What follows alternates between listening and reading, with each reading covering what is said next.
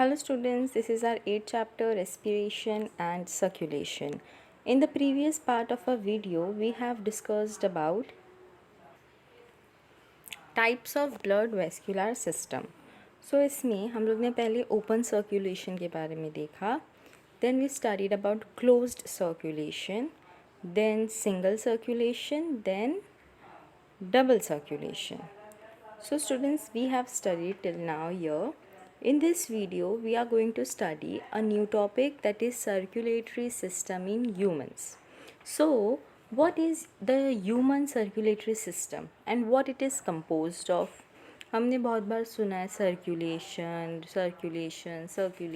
We know circulation is something related to blood. But what is circulatory system? What is human circulatory system? Human circulatory system is composed of blood vascular and lymphatic system.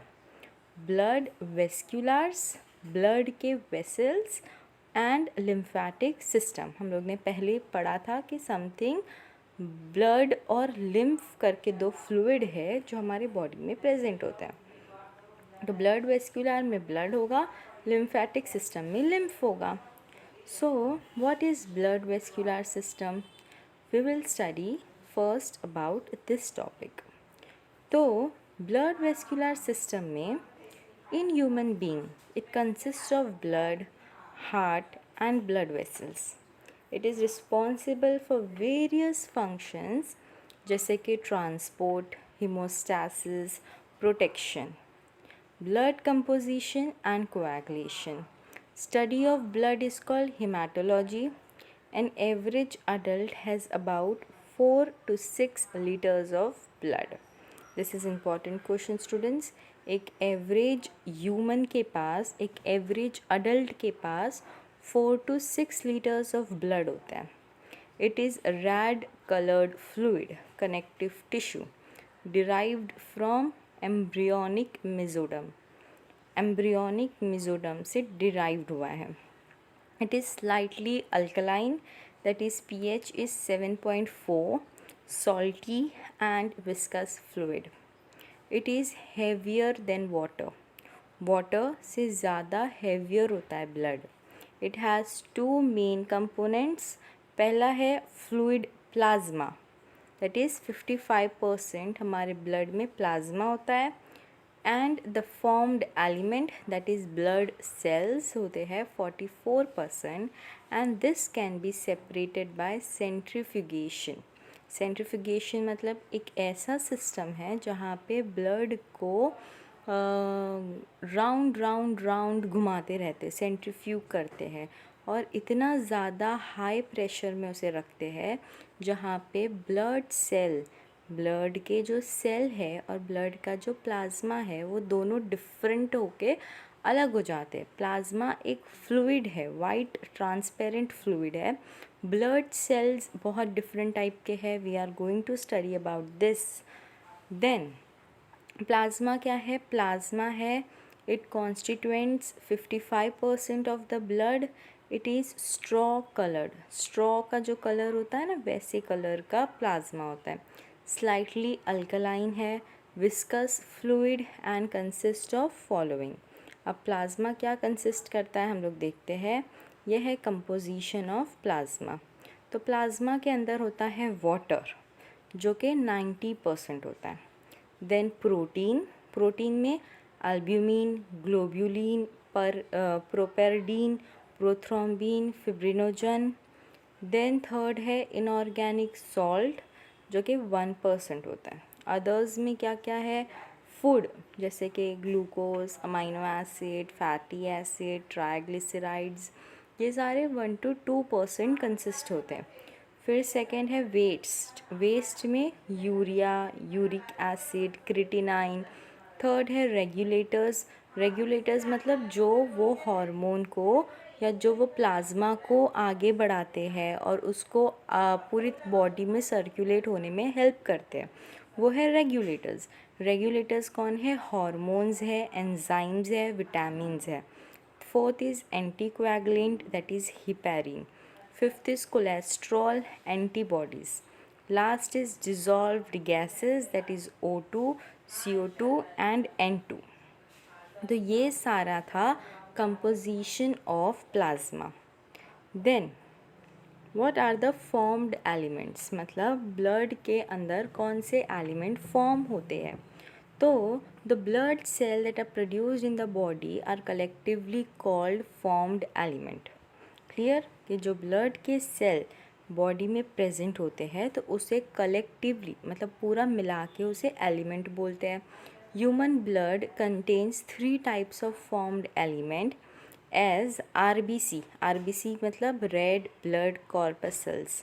White blood corpuscles होते हैं WBC जो कि second है. Third है platelets. First is RBC, WBC and platelets. Moving forward, red blood corpuscles के बारे को एक और नाम है, वो है erythrocytes. Common name red blood cell है बट उसका एरिथ्रोसाइट नाम यूज़ होता है नीट के पॉइंट ऑफ व्यू से भी, और नीट से भी देखा जाएगा तो एरिथ्रोसाइट यूज़ होता है.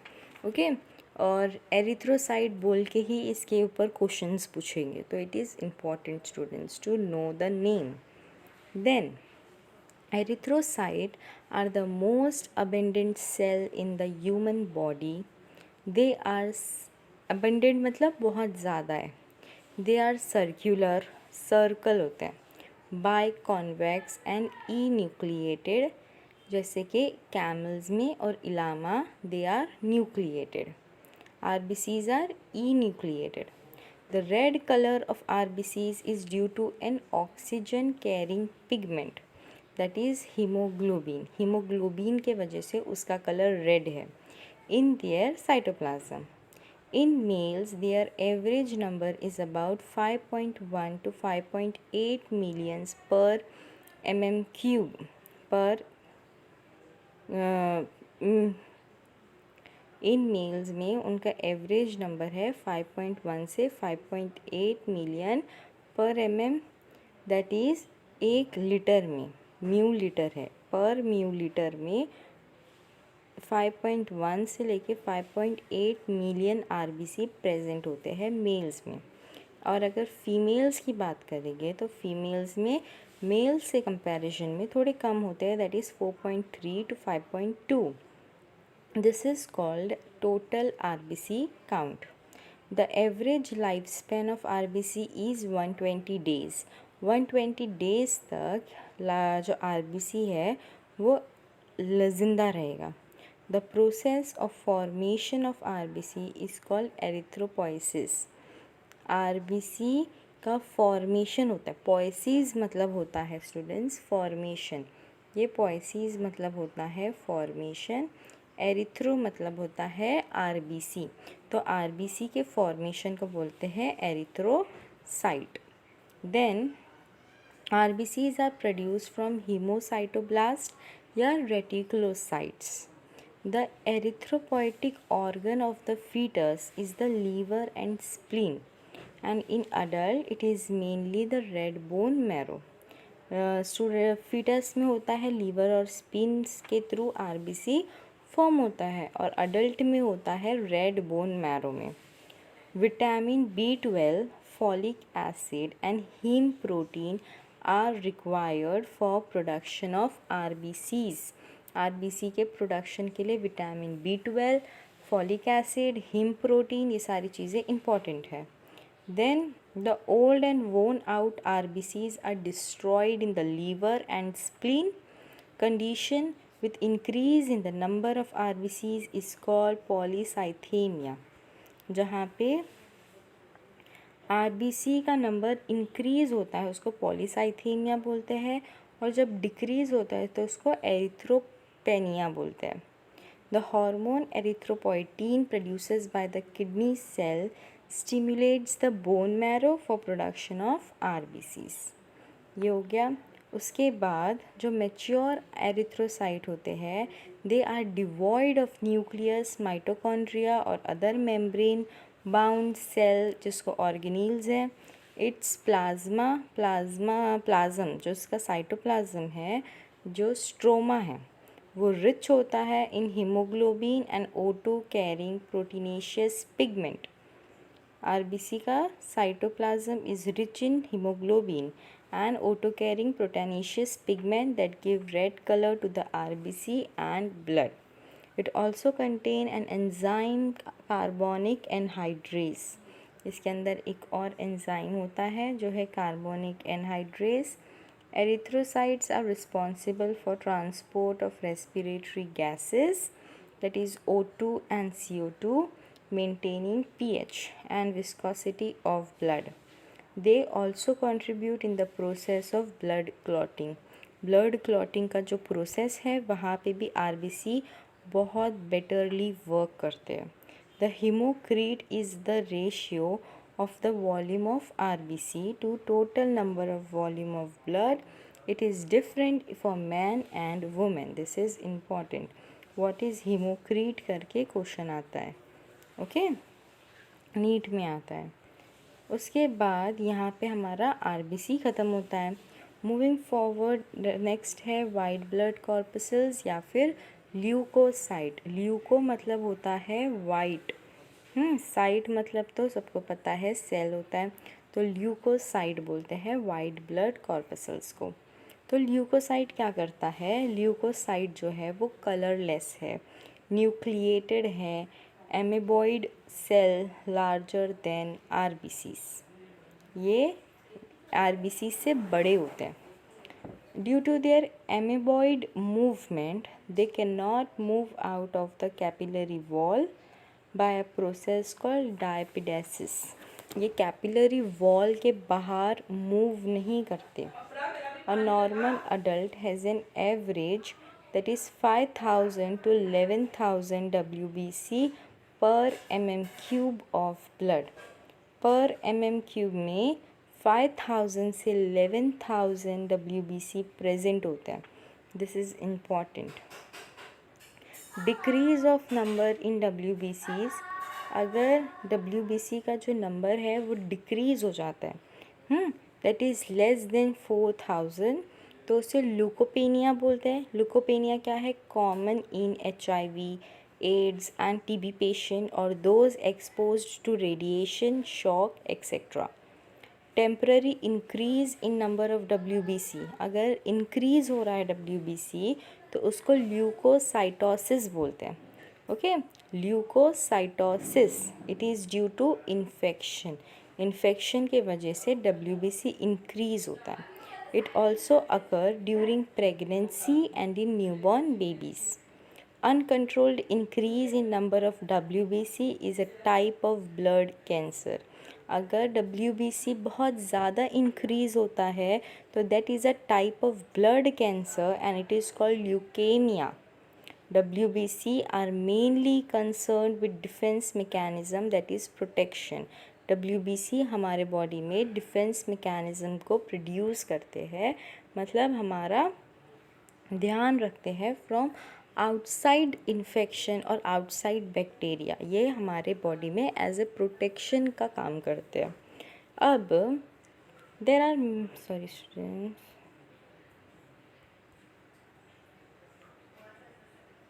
देर are types of WBC। WBC के काफ़ी सारे टाइप्स हैं। दे आर, पहला तो WBC कलरलेस होते हैं, irregularly nucleated cell and show polymorphism, exist in variable form. They can be classified into two main types such as granulocyte and agranulocyte. इसके दो मेन टाइप होते हैं, ग्रैनुलोसाइट एंड अग्रैनुलोसाइट। अब हम लोग ग्रैनुलोसाइट क्या होता है, ग्रैन्युलोसाइट मतलब कुछ टाइप के ग्रैन्यूल्स है, रिलेटेड टू ग्रैन्यूल्स हो गया granulocyte. This are the WBC with a granular cytoplasm, also called polymorphonuclear leucocyte. It is also called PMN cell. WBC को, hold on student, WBC को they are also called, these are WBCs with a granular cytoplasm, also called polymorphonucleoleucocyte, that is PMN cell. These WBCs are lobulated nuclei in different shapes. Lobe मतलब ऐसी कोई lobe जैसी चीज़ present होती है. Granulocytes are formed from myeloid stem cell. They are formed from myeloid stem cell and once formed do not divide. एक बार form हो गए उसके बाद डिवाइड नहीं होते. Granulocytes are constituent about 72% of total WBC.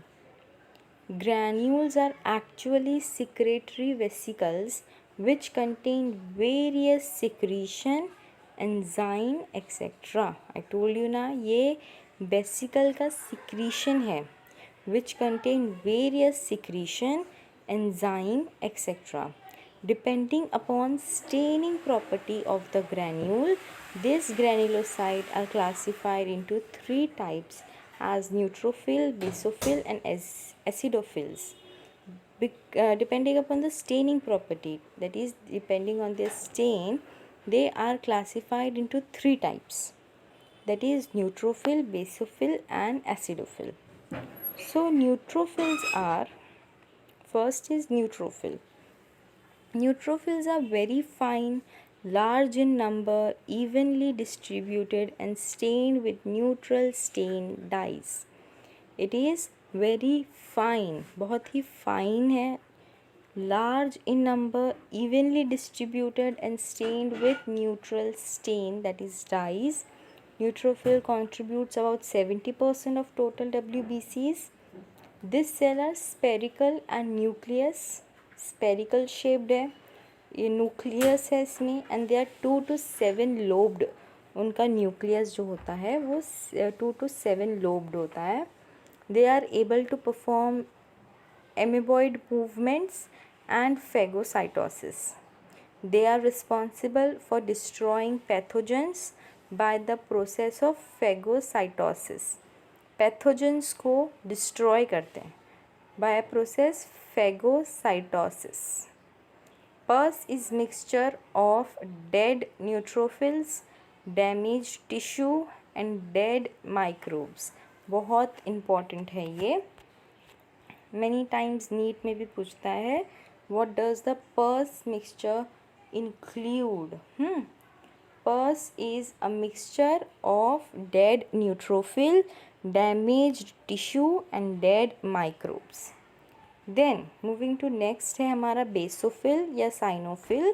These cells have very few granules of large size and stain with basic stain like methylene blue. इसमें methylene blue stain होता है. ये few granules होते हैं large size के. Basophils are non phagocytic, मतलब वो लोग पैथोजन को डिस्ट्रॉय नहीं करते हैं. They are small spherical shape and are about 0.5 to 1% of total WBC. Nucleus जो होता है यहाँ पे ट्विस्टेड होता है. They are present in infected and allergic condition only. Basophil कब होते हैं? जब कोई एलर्जी होती है, इन्फेक्शन होता है, तभी बेसोफिल प्रेजेंट होते हैं. Basophil secrete heparin, histamine and serotonin. ये तीनों एक हार्मोन है. ये तीनों हार्मोन को बेसोफिल सिक्रीट करते हैं. कमिंग नेक्स्ट है हमारा इसिनोफिल, जिसका दूसरा नाम है एसिडोफिल्स. तो ये जो एसिडोफिल्स है they contain lysosomal granules that are stained to red colour.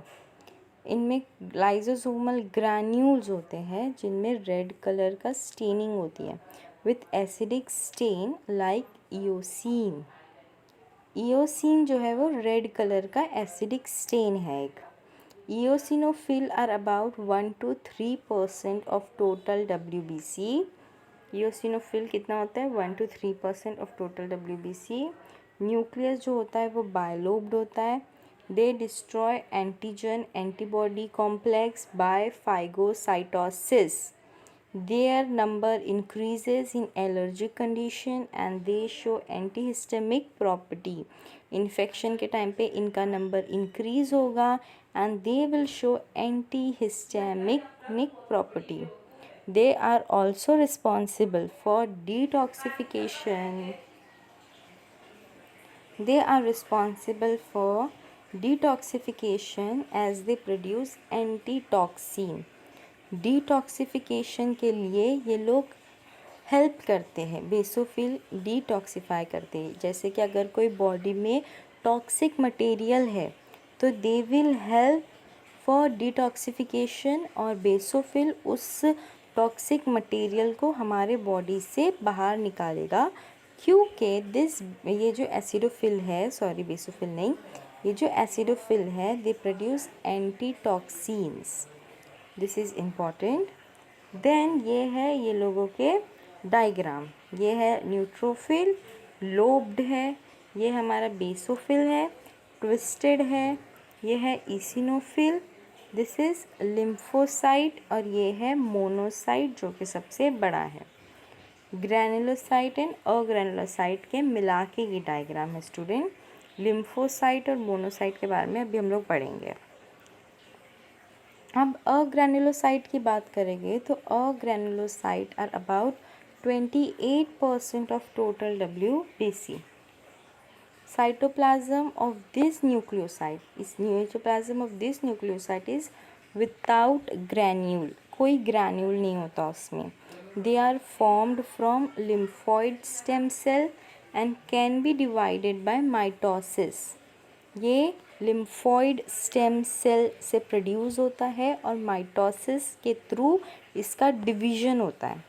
Nuclei of agranulocyte are large in size. जैसे कि हम लोग पीछे देखे यहाँ के दोनों के न्यूक्लियाई कितने लार्ज है साइज़ में, है ना. तो इधर का जो न्यूक्लियाई होता है वो बहुत ही लार्ज होता है in size, but are not lobulated like the granulocyte. There are 2 types of agranulocyte, एक है लिम्फोसाइट और एक मोनोसाइट.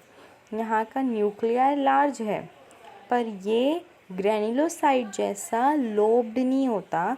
ये ऐसे जैसे घूमे हुए दिख रहे हैं ना इनके स्ट्रक्चर न्यूक्लियर, ऐसे लोब्ड नहीं है, सिंगल स्ट्रक्चर्स हैं. अग्रैनुलोसाइट के 2 टाइप है, लिम्फोसाइट और मोनोसाइट. तभी हम लोग उसके टाइप्स के बारे में पढ़ेंगे. पहला है लिम्फोसाइट. लिम्फोसाइट जो है वो सबसे स्मॉलेस्ट है of all WBC and have a large spherical nucleus. इसका न्यूक्लियस भी बहुत ज़्यादा बड़ा है. They constituent about 25 to 30% of total WBC depending upon function. अगर फंक्शन देखेंगे तो 2 type of lymphocytes are present as B lymphocyte and T lymphocyte. Depending on the function, 2 types of lymphocyte are present, that is B lymphocyte and T lymphocyte.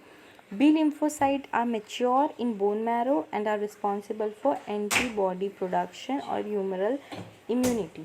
अब ये जो granulocyte है वो हमारा ये जो ग्रैनुलोसाइट है ये antibody production, humoral immunity, it is highly specific antigen. ये बहुत ज़्यादा स्पेसिफिक एंटीजन है. ये एंटीबॉडी इम्यूनिटी देता है बॉडी को.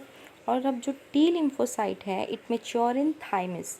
थाइमस में मेच्योर होता है. Thymus is a part of brain. Brain में होता है थाइमस. थाइमस में मेच्योर होता है T lymphocyte and it is responsible for cell mediated immunity. Cell की अंदर की इम्यूनिटी को इंक्रीज़ करने के लिए टी लिम्फोसाइट रिस्पॉन्सिबल है.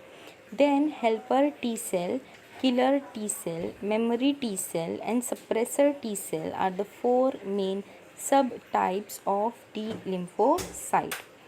कौन कौन से? T cell, killer T cell, memory T cell, suppressor T cell, ये सारे हैं subtypes of T lymphocyte. Last है हमारा monocyte. Monocyte are the largest of all WBC. इसका न्यूक्लियस भी लार्ज है, बीन और किडनी शेप्ड बोलते हैं. They form 3 to 5% of WBC. Monocytes are actively motile. ये बहुत ज़्यादा एक्टिव है, मोटाइल है and give rise to macrophages. Macrophages को बढ़ाते हैं बॉडी में. Macrophages क्या करते हैं? They are mainly phagocytic. Phagocytic है.